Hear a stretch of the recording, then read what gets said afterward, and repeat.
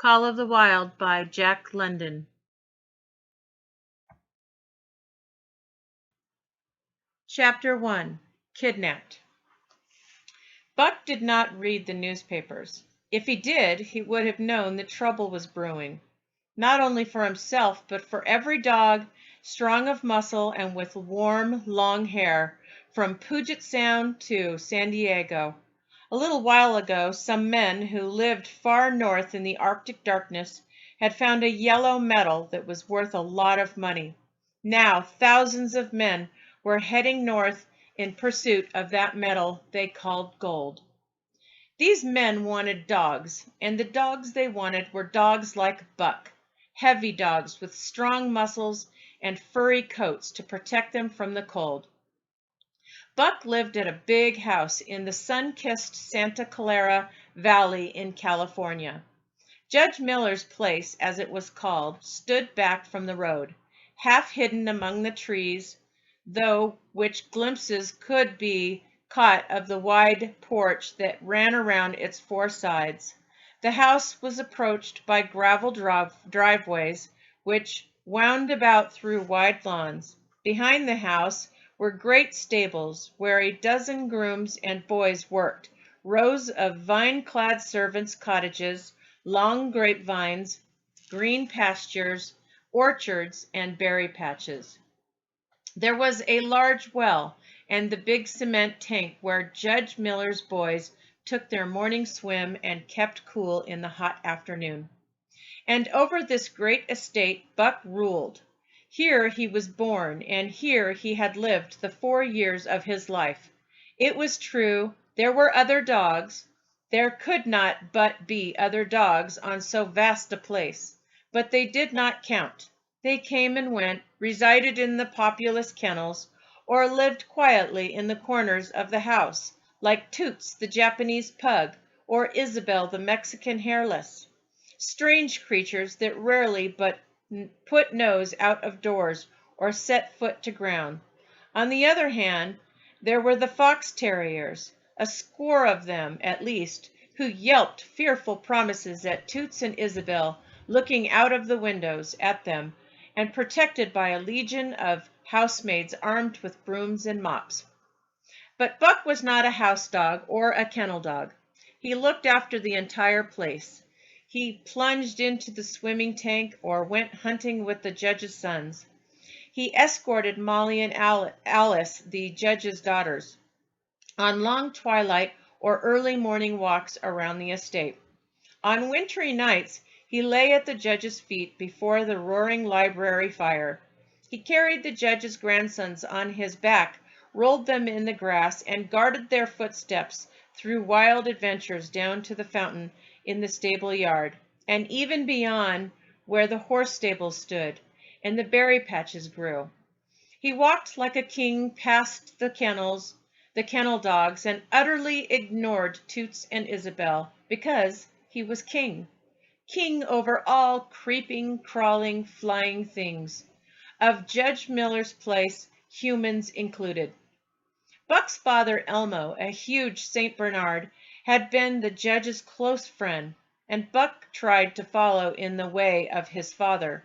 He was not so large, he weighed only 140 pounds, for his mother, Shep, had been a smaller Scotch shepherd dog. Still 140 pounds, to which was added the dignity that comes of good living and universal respect, enabled him to carry himself in right royal fashion. During the 4 years since his puppyhood, he had a fine pride in himself, and was even a trifle bit arrogant, as country gentlemen can sometimes become. But he had saved himself by not becoming a mere pampered house dog. Hunting and running outdoors had kept down the fat and hardened his muscles. He also loved to play and swim. This was the kind of dog Buck was in the fall of 1897, when the Klondike Gold Rush dragged men from all over the world into the frozen north. But Buck did not read the newspapers, and he did not know that Manuel, one of the gardeners, had one dangerous problem. He loved to gamble. One night, when the judge was at a meeting, and the boys were busy. On the memorable night of Manuel's treachery, no one saw him and Buck go off through the orchard on what Buck imagined was just a stroll, and except for one other man, no one saw them arrive at the tiny trail station known as College Park. This man walked with Manuel and gave him money. "You might wrap up the goods before you deliver them," the stranger said gruffly, and Manuel looped a piece of strong rope around Buck's neck under the collar. "Twist it and you'll choke 'em plenty," said Manuel, and the stranger nodded his head. Buck accepted the rope with quiet dignity. To be sure, he didn't like it, but he had learned to trust in men he knew, and to give them credit for knowing more than he did. But when the ends of the rope were placed in the stranger's hands, which pulled him, Buck growled angrily. To his surprise, the rope tightened around his neck, making it hard to breathe. Never in all his life had he been so vilely treated, and never in all his life had he been so angry, but he could not escape. Soon after a train stopped, and the two men threw him into the baggage car. The next he knew, he was dimly aware that his tongue hurt, and he was being jolted along in some kind of vehicle. The hoarse shriek of a train whistle told him where he was. He had traveled too often with the judge not to know how it felt to ride in a baggage car. He opened his eyes and felt as angry as a kidnapped king. He saw in front of him the man who had taken him, and he began barking wildly at the man, and even managed to bite one of the man's hands. Buck's barking made so much noise that one of the baggage men came in to see what was going on. Seeing that the man who had taken Buck had been bitten, he asked if there was something wrong with the dog. "Yep, this dog has fits," the man lied. "I'm taking him up for his owner to San Francisco. A crack dog doctor up there thinks that he can cure him." After the train finally reached San Francisco, the man took Buck to a little shed in back of a saloon near the waterfront. "All I get is 50 for this," the man grumbled to the saloon keeper, pointing to his sore hand. The man continued, "And I wouldn't do it over for 1,000 cold cash. That dog is as fierce as they come." "Stop your complaining," the saloon keeper said. "You got the money we agreed on, and not a penny more or a penny less, didn't you? Besides, where this dog is going, you won't meet up with him again, and that I can promise." "I sure hope so," the other man muttered, and rubbed his sore hand again. "I'll not soon forget the likes of this one, that's for sure." Tired as he was, Buck still tried to fight, but finally he was thrown down and held by a group of men who took the heavy brass collar off his neck. Then they took off the rope from his neck and shoved Buck into a wooden crate that was like a cage. There Buck stayed for the rest of the night. He could not understand what it all meant. What did they want with him? These strange men. Why were they keeping him in this narrow crate? He did not know why, but he also felt more trouble coming. Several times during the night Buck sprang to his feet when the shed door rattled open, hoping to see the judge or the boys at least.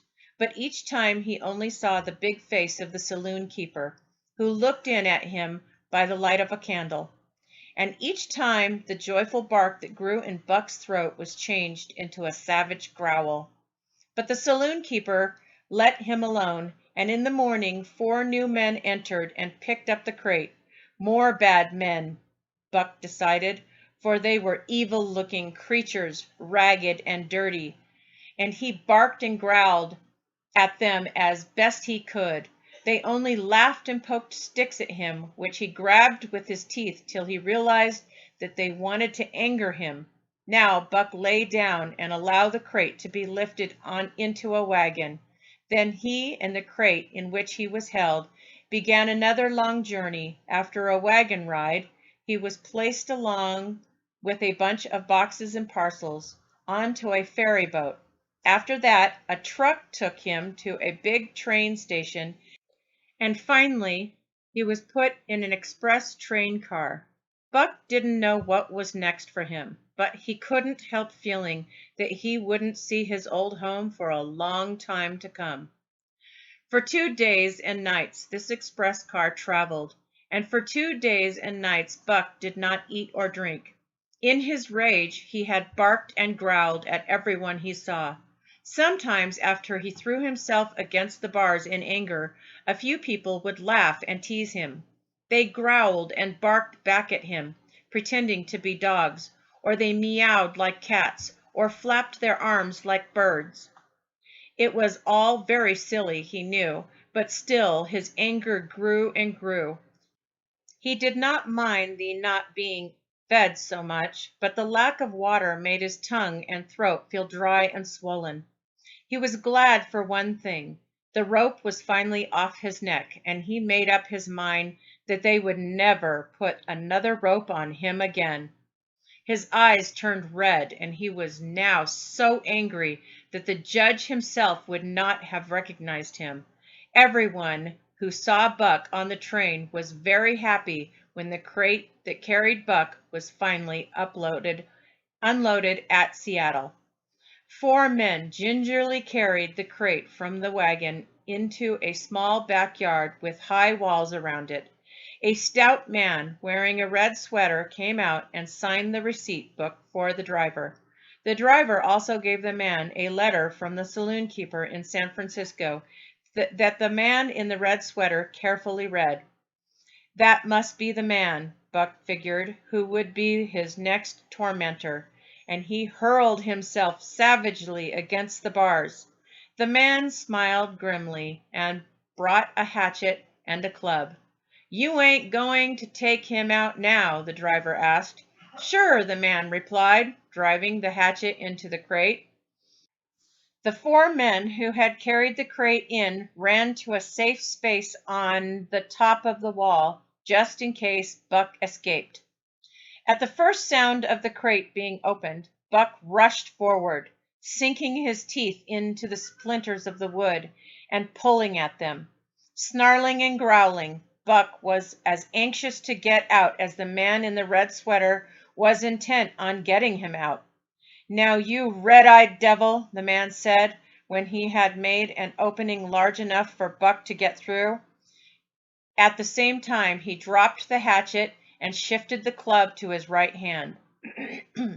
And Buck was truly a red-eyed devil as he drew himself together for the spring, hair bristling, mouth foaming, a mad glitter in his bloodshot eyes. He threw his 140 pounds of fury right at the man with all the pent-up rage that had been building up inside him after 2 full days and nights without any food or water.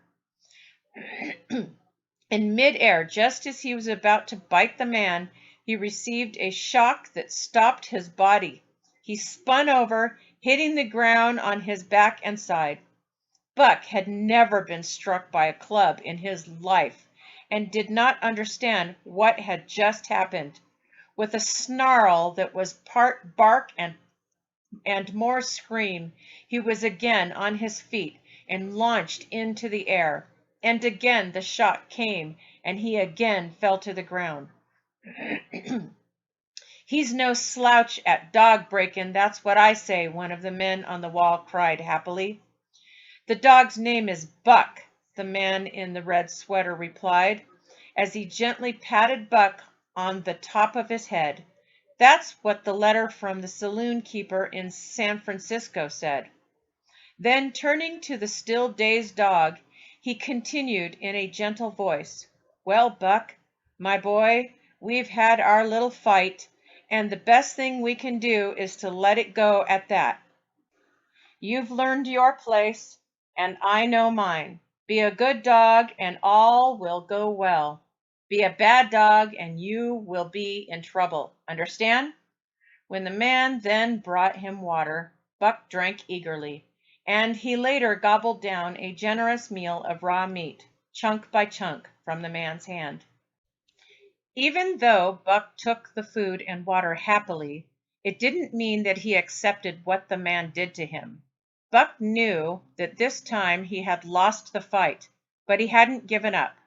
He now learned once for all that he could not simply rely on his strength to win. In the future, he knew he would also have to figure out ways to survive that didn't rely just on his muscles, but on his cunning as well. That day, the man in the red sweater had taught him a lesson he would never forget.